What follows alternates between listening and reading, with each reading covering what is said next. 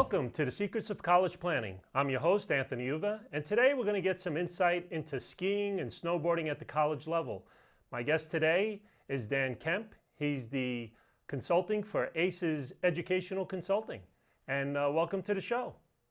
Thank you very much, Anthony. I appreciate it. Sure, no problem. So Dan, I usually ask my guests where they went to college. So where did you go to school? Absolutely. I actually went to the University of Utah. Great ski college. Mountains are extremely close. So every once in a while, Anthony, we'd have a professor or two that would post a note on the door on just one of those rare ski days that said, "See you in the Alta lift line." So it was a great place to attend university, great place to go to college. I did my undergraduate and graduate degree both at the University of Utah. Great. So let's go back into high school first. Basically, when did you start thinking about college and going on to college, into the studies that you did? Well, I was fortunate, and I think a lot of athletes nowadays are. The expectation that I always had was I would be going to college. I started thinking about going to college as I entered high school. So I was particularly aware of what courses I needed to take and what I was most interested in doing. It began my experience in what I do now of helping and assisting students really pick those courses, complete the work they need to complete, and really carry through a educational career from high school on through into the college career. And did you ski or snowboard at the college level? I did. We did not have, I was not an alpine athlete specifically. So we had many different competitions at the local ski areas, regional competitions in the West, those kinds of things. I did not compete directly in a college supported alpine or cross country scenario or discipline within skiing. So I competed at the local level and the regional level in terms of different big mountain sports, competitions that way. Okay, so tell us a little bit about skiing at the college level.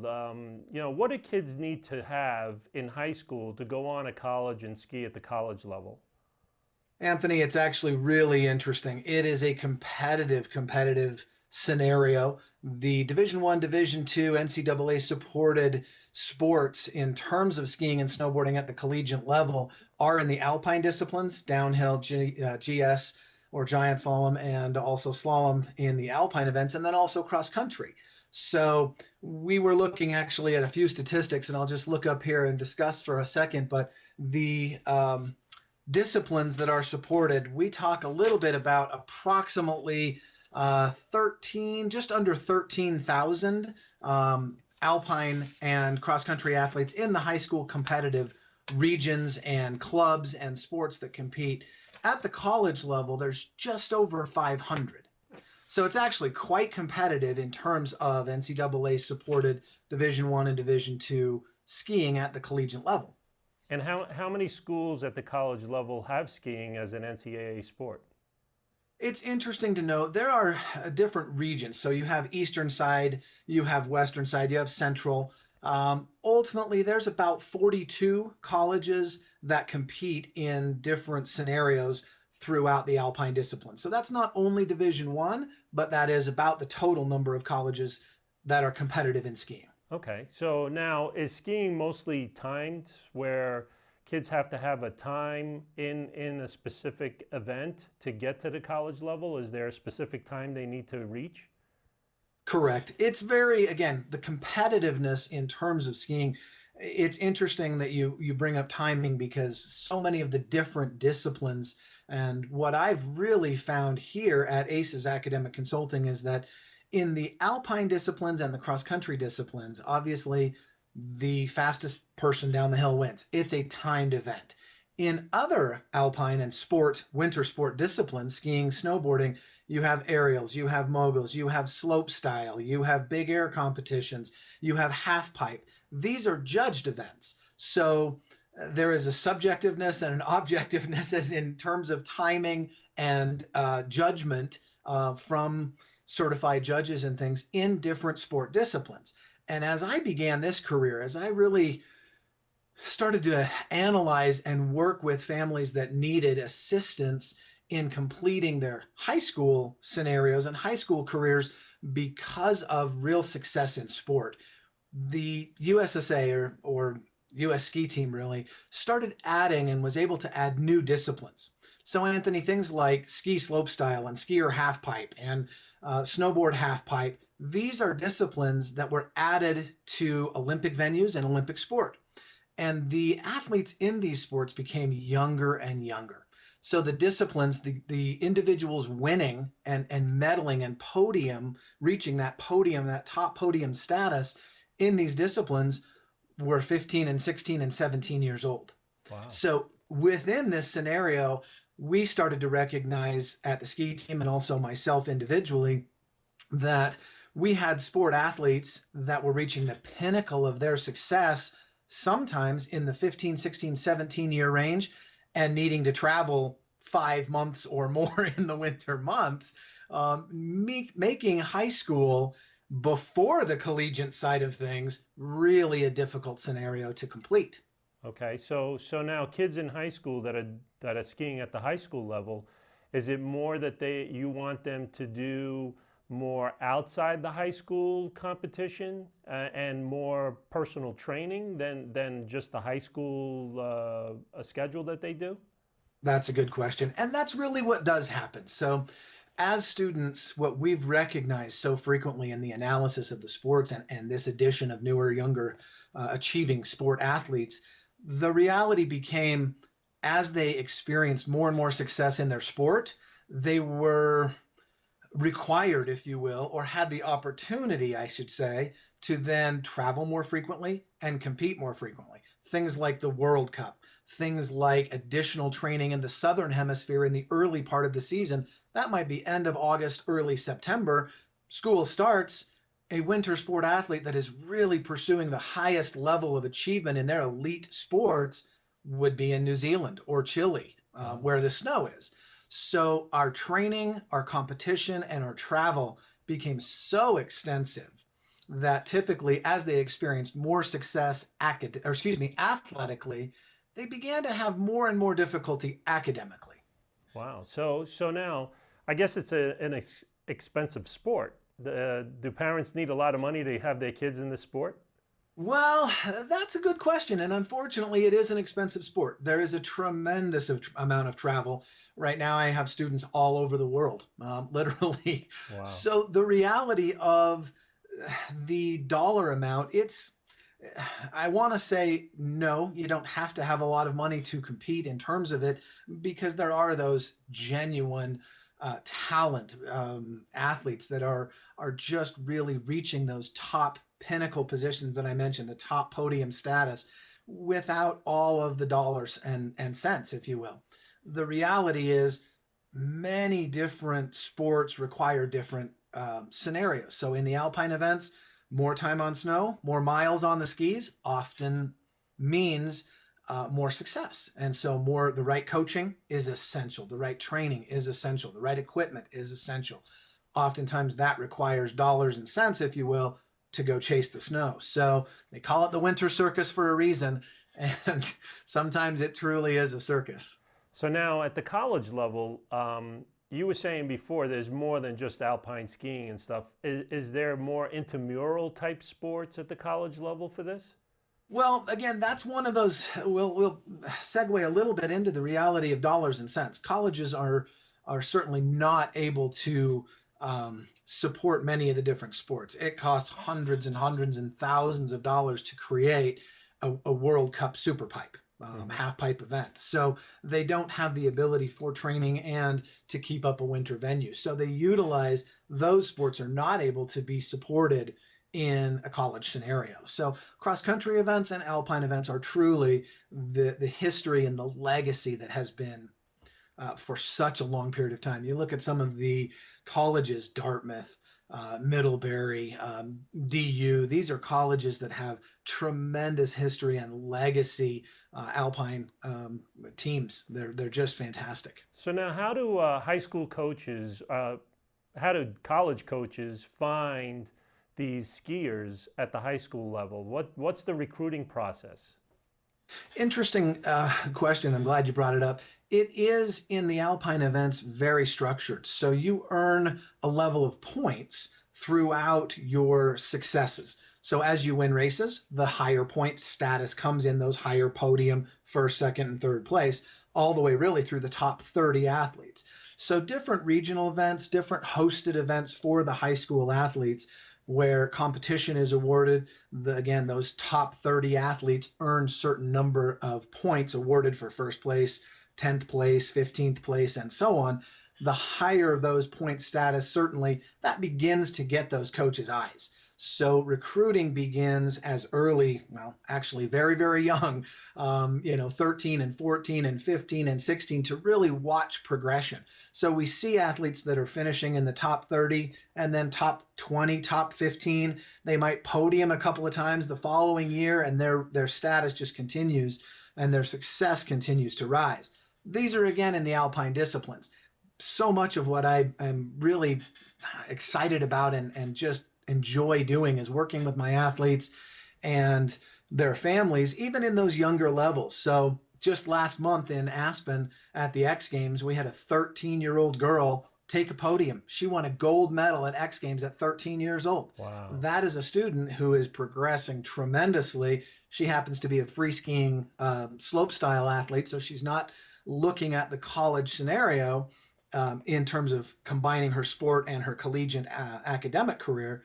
But we're looking at kids really completely reaching the top levels at very young ages. And those students need academic support to complete their high school careers and go on to then get into colleges and continue their collegiate academic careers. So you're telling me that kids are playing this sport really early. What's an early stage for families to start their kids in this sport? Are they doing it at 3-4 years old, and then by 10, 12 years old they're getting proficient at this sport?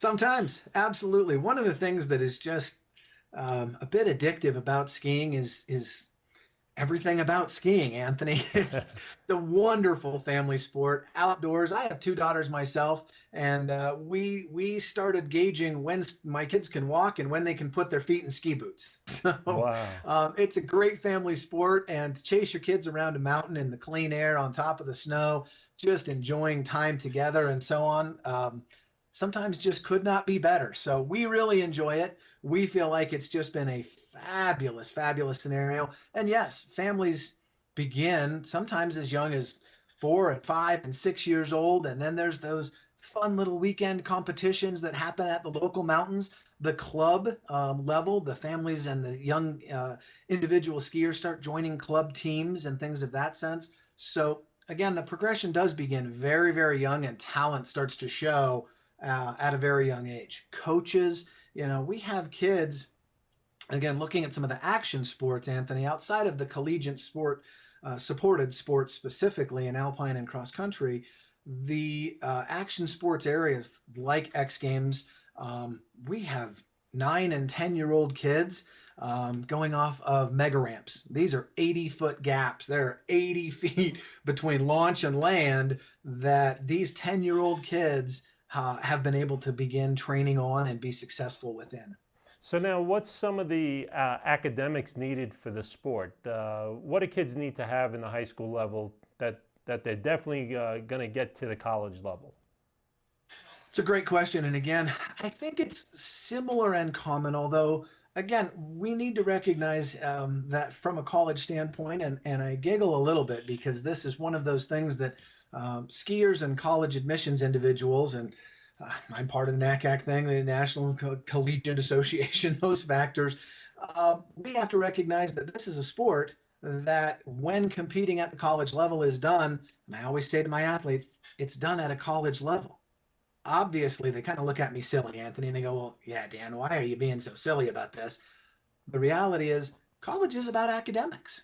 It's great that you're skiing. It's great that you might be fighting for a national championship, but it's about academics. Mm-hmm. The University of New Mexico is another university college that supports, and they just, I think it was 2 weeks ago, Anthony, don't hold me to the quote, but I think it was 2 weeks ago, they just made an announcement that the sport of skiing at the University of New Mexico has broken the record for the highest combined GPA of all of their athletes, and it's 3.95. Wow. That's pretty impressive. That's fantastic. This is 12 women and 11 men that are just fantastic academic athletes. So So now, what's the truly amazing guys. what's the process at the college level? What are kids looking at? How early do they get there once they get accepted into the school? What's the process of skiing? Is it an all year round type of thing for these kids? What's their process when they get there? This is interesting because, again, depending on the college level and where students are going to university, they need to have high level academia. So when we're talking about Dartmouth, we can all talk about what a great institution, what a great university. Again, don't quote or don't hold me to the quote, but I believe their acceptance rate for 2014-15 was 18%. Wow. So from that standpoint, to answer your initial question, what do student athletes need academically in high school to compete at the collegiate level? Boy, they need amazing academia. So we're looking at sometimes AP coursework. We're looking at high level GPAs. We're looking at all of the different scenarios that college admissions folks look at, right? The type of person, the essays, the ACT or SAT scores that are matching those NCAA GPA scores on the NCAA sliding scale. They need to be an amateur level status. They need to be athletes that care uh, dramatically, if you will, about their academic work. So Denver University is a little bit different. Certainly, DU, University of Utah, my alma mater, these are folks that have in the range of 78 to 80% acceptance rates, public universities, so on. So depending on the academic level and the ski level and the university that the student would be attending or pursuing to attend, that is what the student then would need, and that's where I really come in. So we begin at the first semester, first quarter of freshman year. What courses is the student going to take? Levels of things like travel and competition that we just touched on, Anthony. When a student is going to be away from a high school for a training camp for 3 weeks, we want to work with them, and we may have to do something like take some of the elective credits in a blended learning environment, which is what I kind of excel in. Again, I'm jumping tracks here on you, but Anthony, one of the things that's so humorous to us sometimes is our high school requirements for graduation are 2 years of PE. And when students are away and their training and their travel and their competition takes them away from high school, we want them focused academically in the core subjects, math, English, science, history, language. Some of my athletes, this is a kind of a funny thing, but some of my athletes have a difficult time completing the PE requirements when they're elite level skiers. Wow.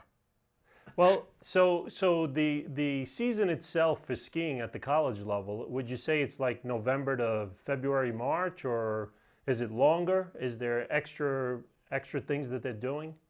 It is extra. It really does depend at the level where, again, there's a teeter-totter, if you will, between the collegiate level and even getting to that U.S. ski team status level. So in terms of college, the season really does begin as soon as guys can get on snow, November, late November even, Okay. and it goes through the middle of March. Sometimes the national championships, NCAA, are end of March, but the season itself, athletes are on snow as much as they can be. So when there's snow in April, the season continues and the training continues.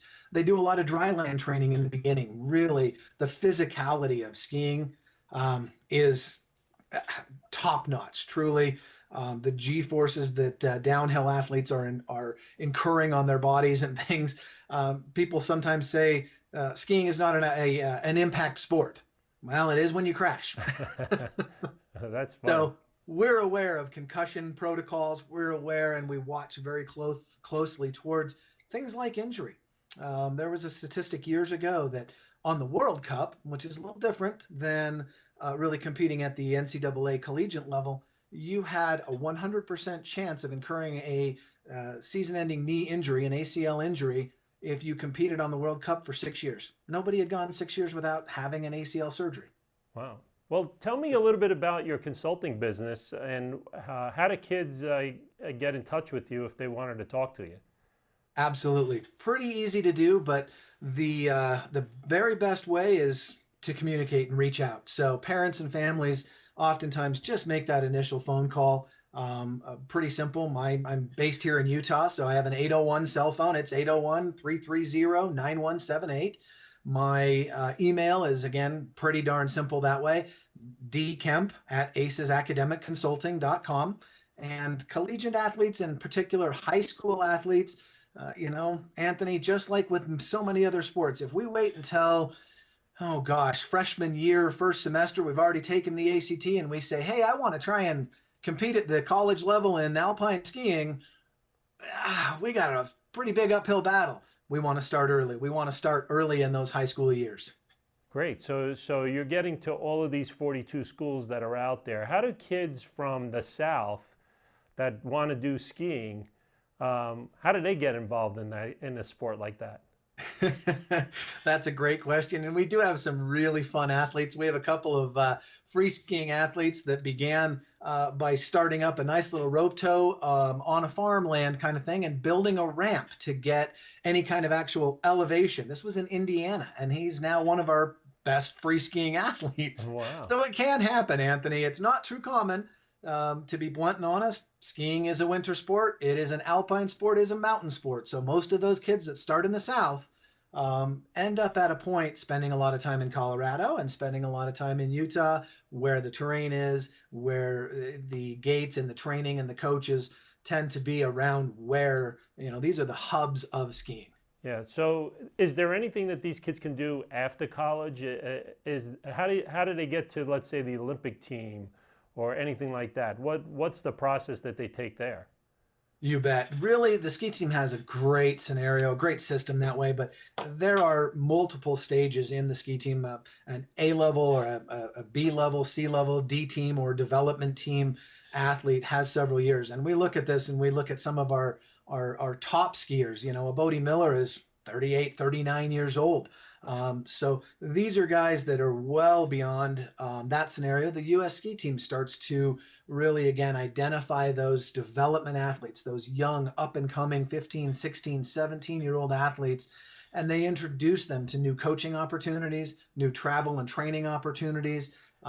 There is a national training group that is just fantastic. They're actually over in Europe now. So they begin to train and travel and share opportunities where they are combined or together teams. So there might be 7, 8, 9, 12 athletes that begin kind of on a track, and they are identified and they are trained specifically on that track to try and make the U.S. ski team. They begin at the development or D team status, and then they begin to climb the U.S. ski team ranks to an A team status. Wow. And how long does that usually take to do that? That's a great question. It really depends. In the alpine venues, boy, going 70 miles an hour on skis downhill is typically not something that 15 and 16-year-old students are doing. No. So alpine athletes tend to develop and begin that status or that stage at a later athletic ability level, 18, 19, 20, 22, 23 even. So now the injury level starts to come back in too, Anthony. It depends a little bit. If you have a couple injuries, there's a great U.S. ski team athlete, Rusty Stiegler, just a fantastic young woman, but really had a couple of years and that competition was almost excluded completely. She wasn't really able to train and ski. So her track has been slightly different. We have the Lindsey Vonns, we have the Stacy Cooks, we have the Loren Rosses, we have the Michaela Schifrins. These are all athletes that injury and that status can be part of a career and part of the idea of rest and recovery in terms of really the trajectory that an alpine athlete takes. So injury is part of the sport, unfortunately, and frequently, even for our collegiate athletes. And it might be in the beginning of the season. It might be halfway through the season. It might be at the very end during national championships. But those athletes, again, we are able to attempt very much to flex the academic scenario. So if we do incur an injury, one of the things, Anthony, we do right away is flex those levels of competition and travel. Oh, injury occurred. We can't do that. Let's increase the intensity of academics and really what we possibly can do academically while injury and rest and recovery is taking place. Well, great. Well, Dan, we're coming to the end of our show, and usually I ask my guests as a last question, What advice do you want to give to the parents out there that their sons and daughters are at the high school level skiing and they want to go on to college and ski? What advice do you want to give to those parents? I think that's a great question. The advice that I would give is to become involved, get there early, and do everything you can to support these young people's dreams. There is nothing better than achieving dreams and achieving goals. And these are young athletes that are driven. I am here to assist and help. And whenever I can do so, as early in the high school academic career as I can, become involved, I'd like to. And I think that we can get those students to the pinnacle, to the absolute apex of their career when lots and lots of people are working to support them. It takes a village, and this is definitely one of those sports that it takes an entire village. I like parents to be parents. It's hard to be a parent and be the teacher, the coach, the assistant, the travel agent, the everything. So we want to let the parent be the parent, and we want to be the academic coach and the academic support. Great. I'd advise those parents to really get involved and enjoy the ride. Great. Well, thank you for coming on the show, Dan. Appreciate Excellent. it. Anthony, thanks for the time. I appreciate it. Yeah, no problem. So you've been watching The Secrets of College Planning. I'm your host, Anthony Uva. Until next time.